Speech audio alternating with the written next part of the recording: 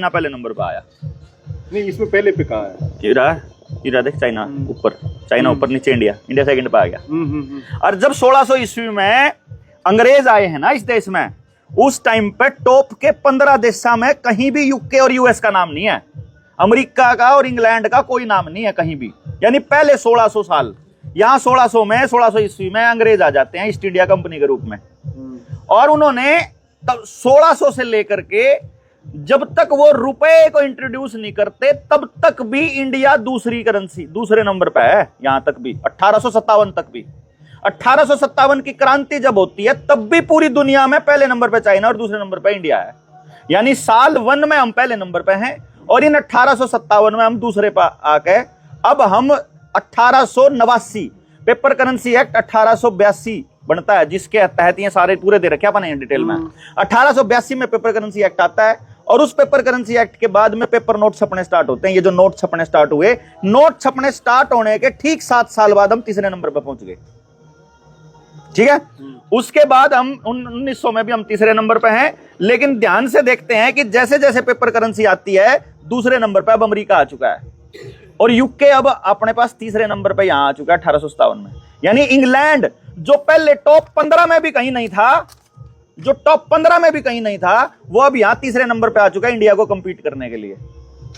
समझ गए बात? अब यूके इंग्लैंड मतलब, और यूएसए चौथे पे आ गया। यानी इंग्लैंड और अमेरिका तीसरे और चौथे पे आ गए यहां 1857 में। और 1889 में अमेरिका तो ऊपर चला गया और इंग्लैंड नीचे रह गया, बीच में इंडिया फंस गया तीसरे नंबर पे।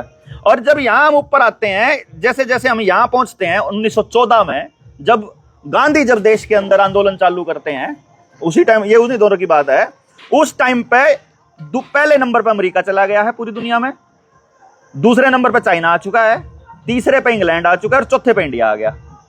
अब धीरे धीरे क्या करते हैं हम, इस प्रोसेस को आगे बढ़ते हैं। और जब इंडिया आजाद होता है 1945 में, यानी 1947 में, उस टाइम पर यहां पर भी देखो तो यूएसए ही यूएसए है पूरी दुनिया के अंदर।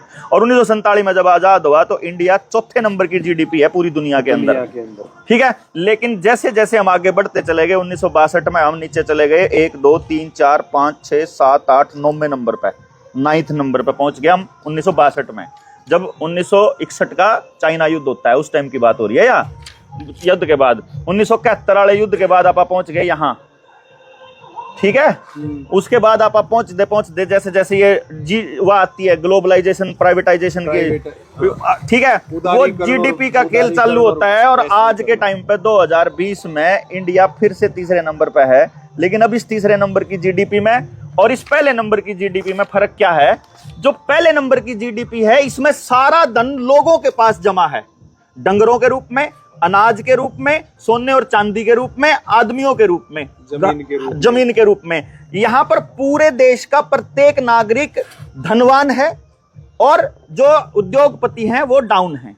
और अब यहां जब 2020 के अंदर जीडीपी का आंकड़ा आता है, यहां जो धन है वो ट्रांसफर होकर के अब उद्योगपति के पास जा चुका है। अब अपने पास ना डंगर बचा है, ना सेहत बची है, ना जमीन बची है, ना अनाज बचा है, ना सोना बचा है, ना चांदी बची है। यानी अब पूरा देश कंगाल होने के बावजूद यहां पे पहुंच गए। ये बड़े जबरदस्त आंकड़े हैं कि जब हम, मतलब कौन से सन में कौन सा कानून लागू होया, कौन से सन में सोना आया, कौन से में सोना गया, किस में नोट छपे, किस में नोटबंदी हुई, उसी टाइम देश की जीडीपी ऊपर नीचे हो जाएगा। और ईब तो जितनी टोटल संपत्ति है वो 90% तो चंद घरानों 1% पे है, 0.1% पे है में जो है ना पूरी दुनिया, 90% जनता और 90% तो ये भी हो। इसमें एक एक चीज का आंकड़ा इस किताब के अंदर दे रखा है।